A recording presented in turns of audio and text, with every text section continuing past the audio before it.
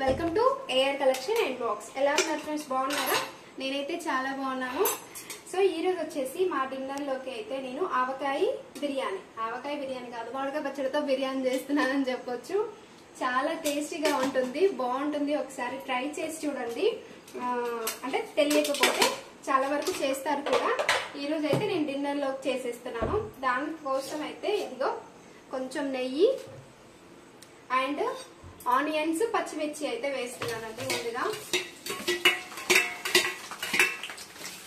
Onions, పచ్చిమిర్చి, ఇంకా బిర్యానీ మసాలా బిర్యానీ సామాన్ ఉంటుంది కదా, లవంగం, దాల్చిన చెక్క, పువ్వు, ఇవన్నీ అయితే ఒక్కొక్కటిగా అన్ని వేసుకోవాలి. నైట్ టైం కాబట్టి చాలా లైట్ గా వేస్తున్నాను. ఓకేనా? ఇదిగో ఆకు, ఇవన్నీ ఇలా వేసుకోవాలి ఒక్కొక్కటిగా.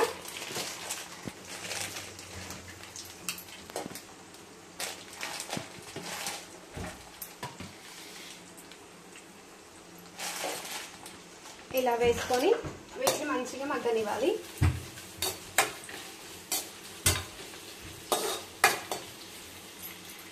ఇందులో కొంచెం జీలకర్ర ఉంటే, పొటాటో, నాన్న క్యారెట్ ఉందా లోపల? ఉన్నట్టుంది వైట్ కవర్లో. జీలకర్ర కూడా వేసుకున్నాను. ఉంటే ఆలుగడ్డ, క్యారెట్ ఇవి కూడా వేసుకోవచ్చు. నా దగ్గర అయితే ఇప్పుడు ప్రజెంట్ లేవు, ఇంకా ఉన్న వాటితో అయితే చేసేస్తున్నాను. కొత్తిమీర, పుదీనా ఇవన్నీ వేసుకుంటే ఫ్లేవర్ అనేది బాగా వస్తుంది. ఓకే, ఇవన్నీ వేసిన తర్వాత కొంచెం లైట్ గా సాల్ట్ అయితే వేసుకున్నాను ఆనియన్స్ మగ్గడం కోసము. ఇది కడుగు లైట్ గా మగ్గడం కోసము సాల్ట్ అయితే వేసాను. ఇదిగో క్యారెట్ అయితే ఉంది, క్యారెట్ కూడా వేసేస్తున్నాను.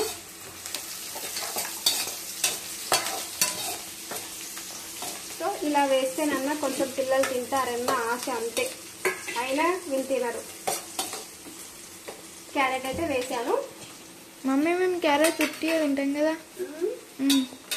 తింటారా? కర్రీ చేస్తామే తినాం. మా వాళ్ళు రివర్స్. ఓకేనా? అండ్ ఇప్పుడు వచ్చేసి అల్లం వెల్లుల్లి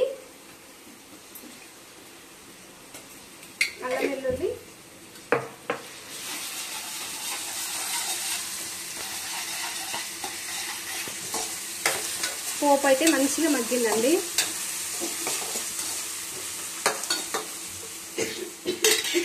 ఇప్పుడు మనము ఆవకాయ అంటే మామిడికాయ పచ్చడి కదా, మనకు ఎంత అయితే కావాలి అంటే కారాన్ని బట్టి, పచ్చిమిర్చి యాడ్ అవుతుంది. కారాన్ని బట్టి మనకు ఎంత కావాలో అంత. ఆయిల్ అనేది నేను కొంచెం ముందుగానే వేసుకున్నాను. ఆయిల్ వేసుకుంటే ఇంకా బాగానే ఉంటుంది, బట్ నేను కొంచెం ముందుగానే వేసేసాను. ఇదిగో మంచిగా వేసి ఇందులో మగ్గనివ్వాలి.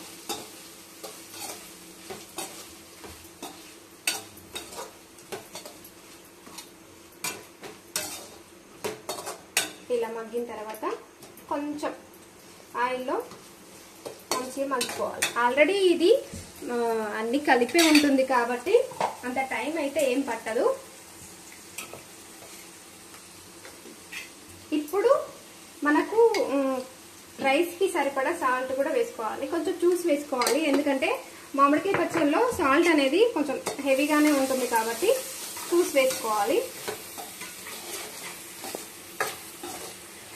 ఇప్పుడు పెరుగు, మనకు కావాల్సినంత పెరుగు వేసుకోవాలి.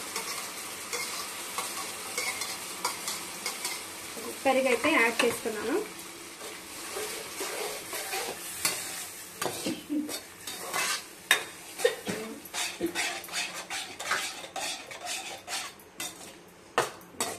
ఈ పెరుగు మంచిగా ఆయిల్లో మగ్గిపోవాలి.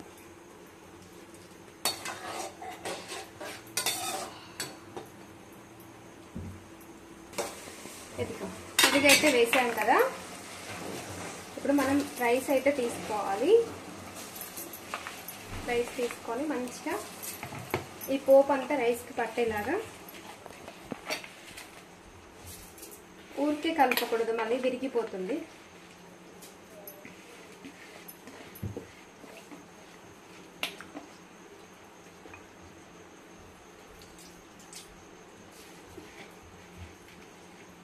ఇది ఇలా వేసుకొని మంచిగా ఒకసారి కలిపి మూత పెట్టేసుకుంటే ఇదంతా మంచిగా పడుతుంది అన్నానికి.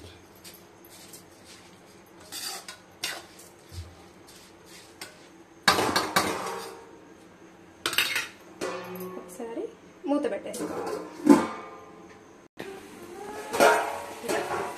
మంచిగా పట్టింది కదా. ఇప్పుడు మనకు రైస్కి కావాల్సిన వాటర్ అనేది పోసేసుకుంటే సరిపోతుంది. నేను ఒకటే గ్లాస్ తీసుకున్నానండి. రైస్ అయితే ఒక గ్లాస్ తీసుకున్నాను. నాకైతే వాటర్ సరిపోతాయి. ఇలా మంచిగా అంతా ఒక దగ్గరికి కలిపేసుకొని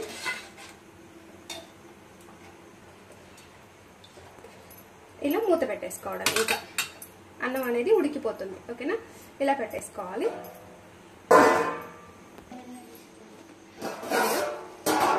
అన్నం అయితే ఇలా ఉడికిపోయింది కదా. ఇంకా అన్నం కంప్లీట్ అయిపోయిన తర్వాత ఆపేసుకోవడమే. ఇదే అండి నేను చేసే కొత్త మామిడికాయ పచ్చడితోటి బిర్యానీ. అయితే మీ అందరికీ చాలా వరకు తెలిసే ఉంటుంది. తెలియని వాళ్ళ కోసం ఈ వీడియో చాలా టేస్టీగా ఉంటుంది. కొత్తగా ఉన్నప్పుడు పెట్టుకోండి, పచ్చడి టేస్ట్ అనేది మారక ముందుకే. ఓకేనా, ఈ వీడియో నచ్చితే మాత్రం చిన్న లైక్ ఇవ్వండి, ఛానల్ కి సబ్స్క్రైబ్ చేసుకోండి. Thank you so much. Bye మరి.